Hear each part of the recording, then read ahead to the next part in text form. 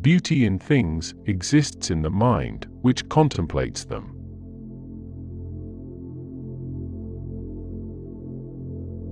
Reason is, and ought only to be, the slave of the passions, and can never pretend to any other office than to serve and obey them. The life of man is of no greater importance to the universe than that of an oyster.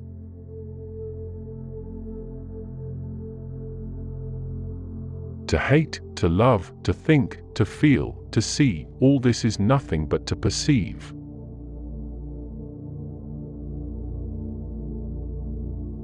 Truth springs from argument amongst friends.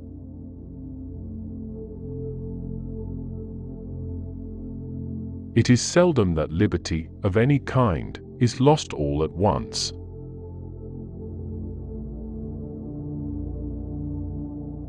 The corruption of the best things gives rise to the worst.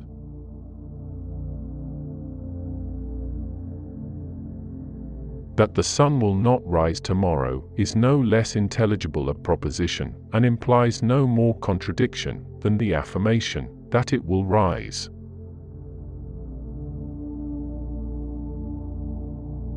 The heights of popularity and patriotism are still the beaten road to power and tyranny.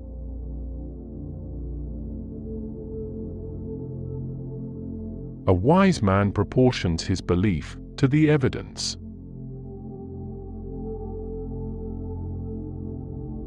No testimony is sufficient to establish a miracle unless the testimony be of such a kind that its falsehood would be more miraculous than the fact which it endeavors to establish.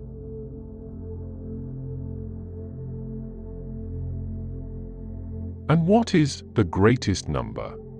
Number 1. Generally speaking, the errors in religion are dangerous, those in philosophy only ridiculous.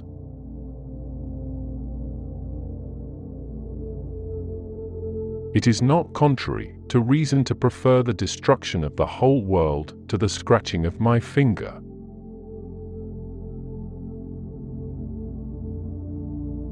Scholastic learning and polemical divinity retarded the growth of all true knowledge.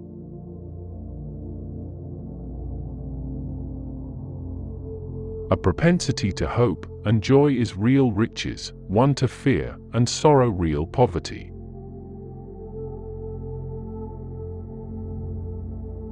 He is happy whom circumstances suit his temper, but he is more excellent who suits his temper to any circumstance.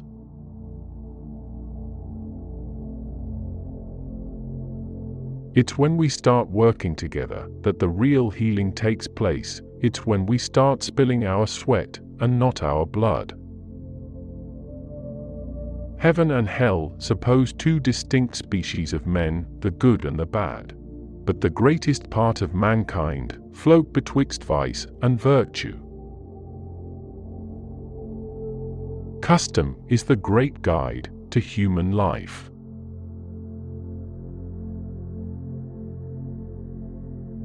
The rules of morality are not the conclusion of our reason.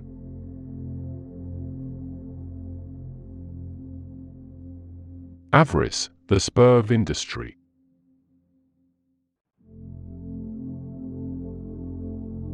Nothing is more surprising than the easiness with which the many are governed by the few.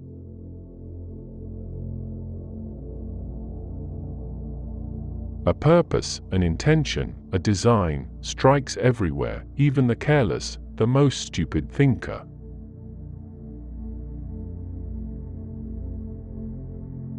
It is not reason which is the guide of life, but custom.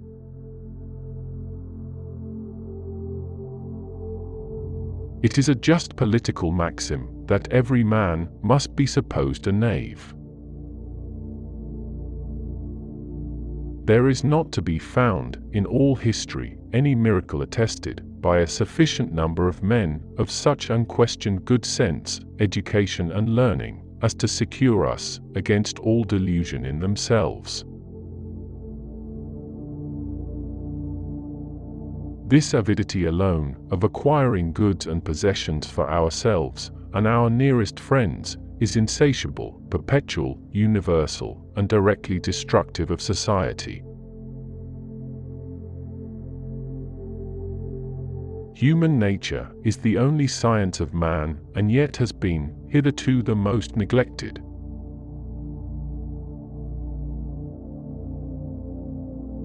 What a peculiar privilege has this little agitation of the brain, which we call thought. There is a very remarkable inclination in human nature to bestow on external objects the same emotions which it observes in itself, and to find everywhere those ideas which are most present to it.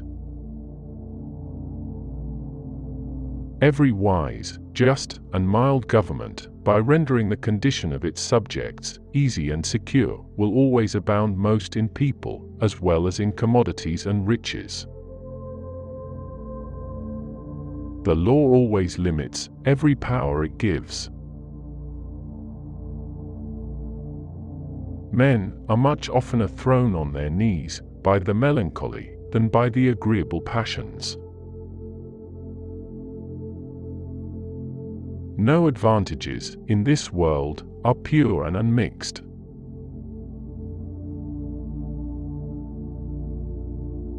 Men often act knowingly against their interest.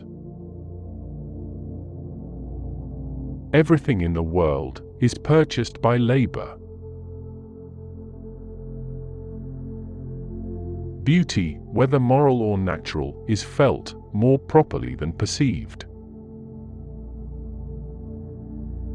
A man acquainted with history may, in some respect, be said to have lived from the beginning of the world, and to have been making continual additions to his stock of knowledge in every century. Accuracy is, in every case, advantageous to beauty, and just reasoning to delicate sentiment. In vain would we exalt the one by depreciating the other.